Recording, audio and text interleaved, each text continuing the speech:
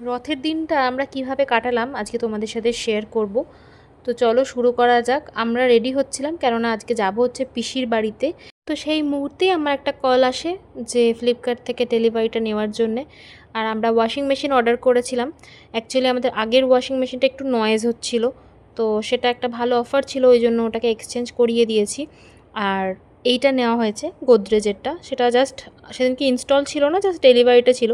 তো সেটা নিয়ে যখন বেরোতে যাব তখন দেখি একদম বৃষ্টি শুরু হয়ে গেছে। কিছুক্ষণ দাঁড়িয়ে গেলাম, তারপর চলে যাচ্ছে হচ্ছে পিসির বাড়ি। আমার বড় পিসি কলকাতায় ফ্ল্যাট নিয়েছে, ওদের অ্যাকচুয়ালি বালুরঘাটের বাড়ি ছিল, তো সেখান থেকে পুরোপুরি এখানে শিফট করে গেছে।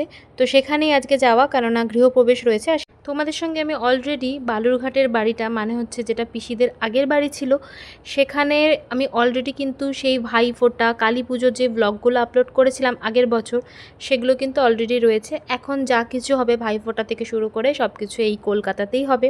তো একটু বৃষ্টি পড়ছিল হালকা, তবুও আমরা চলে গেছিলাম। আর আমি শাড়ি ক্যারি করছিলাম ওখানে গিয়ে পরবো বলে, যেখানে চলে এসেছি তখন পুজো চলছিল।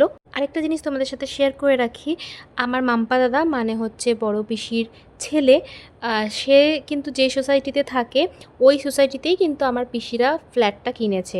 আমার পিসিদের ফ্ল্যাট থেকে মাম্পা দাদার ফ্ল্যাটটা পুরো দেখা যায়। তো চলো আগে দেখে নিই। এই যে আমরা তো একদম রেডি হয়ে চলে এসেছি, কারণ ফার্স্টে আমরা গেছিলাম হচ্ছে মাম্পা দাদার ফ্ল্যাটে, কেননা সেখানে গিয়ে ড্রেস চেঞ্জ করেছি, তারপর আবার এখানে এসেছি। আর এই যে এরমভাবে সাজিয়েছে, ভীষণই খুব সুন্দর সাজিয়েছে। তবে এখনও অনেক কিছু ডেকোরেশন বাকি রয়েছে। সবচেয়ে আমার ফেভারিট কর্নার লেগেছে এই জায়গাটা। এটা এত সুন্দর একটা ক্যাবিনেট টাইপের করেছে। আর আমার পিসি যেহেতু কলেজের প্রফেসর ছিল, তাই জন্য বইয়ের কালেকশন দেখতেই পাচ্ছ, তবুও অনেক বই আনতে পারিনি। বই পড়তে খুব ভালোবাসে, বলতে পারো একজন শিল্পী, গানও কিন্তু করতে ভালোবাসে। এই যে আমার বড় পিসি আর বড় পিসাই এখানে একটা কিছু হোমের কিছু একটা হচ্ছিল, সেই জন্য দাঁড়িয়েছিল। এই ঠাকুরের জায়গাটা ভীষণ ভালো লেগেছে আমার। এই ঠাকুরের জায়গাটা দেখলে না, মানে খুব স্নিগ্ধ লাগছে, মানে চোখটা যে আরাম পায় বলে না, একদম কিন্তু সেরকম লাগছিল। তারপর তো এখানে সবার সাথে একটু গল্প টল্প করছিলাম। সুরজিৎ নিচেই ছিল আর ওখানে কমিউনিটি হলে গেছিলো, তারপর আমাকে ফোন করেছিল যে খেতে এসো, অনেকটা লেট হয়ে যাচ্ছে। তো তাই জন্য আমরা এখানে খেতে চলে এসেছি। আমি আর সুরজিৎই সবার ফার্স্টে আর কি বসেছিলাম, মানে মারা তখন আর কি বসেনি। আর হ্যাঁ, মারা কিন্তু অনেক সকালবেলায় চলে গেছিলো, মানে আমার মা আর বাপি। মারা অনেক আর্লি মর্নিংয়েই পিসিদের বাড়ি পৌঁছে গেছিলো। আর এখানে তো মেনুগুলো দেখতেই পাচ্ছ, প্রত্যেকটা খাবার খুব সুন্দর হয়েছিল। আমরা খাওয়া দাওয়া কমপ্লিট করে গেছিলাম হচ্ছে মাম্পা দাদাদের ফ্ল্যাটে। মানে ওদের ফ্ল্যাট থেকে পিসিদের বাড়ির ফ্ল্যাটটা না ছাদ দিয়েই যাওয়া যায়, তুমি চাইলে লিফট ইউজ করতেই পারো, বাট ছাদ দিয়ে বেশি মানে ইজিলি আর কি চলে যাওয়া যায়।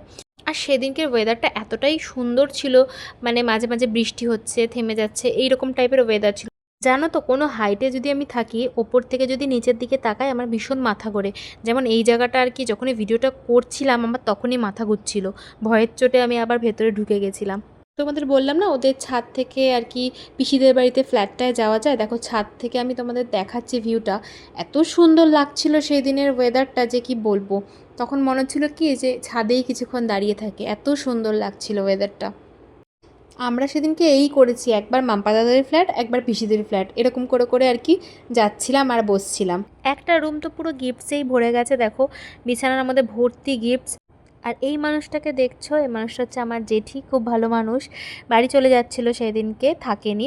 আমরাও যদি বা বেরিয়ে যাব, এখন এই যে আমি, সুরজিৎ আর মা বেরিয়ে যাচ্ছি। আমরা যেহেতু বাইকে এসেছিলাম, তো সুরজিৎ বাইকে একা যাচ্ছে, আর আমি আর মা যাব হচ্ছে নর্মালি। আর এখানে তাই জন্য বাপি আর কাকা এগোতে এসে, বাপি আজকে ওখানেই থেকে গেছিলো। আর যাওয়ার সময় ভাবছিলাম, মনটা একটু কেমন করছিল যে রথ দেখতে পারবো না, বাট রাস্তায় সেটাও দেখা হয়ে গেল।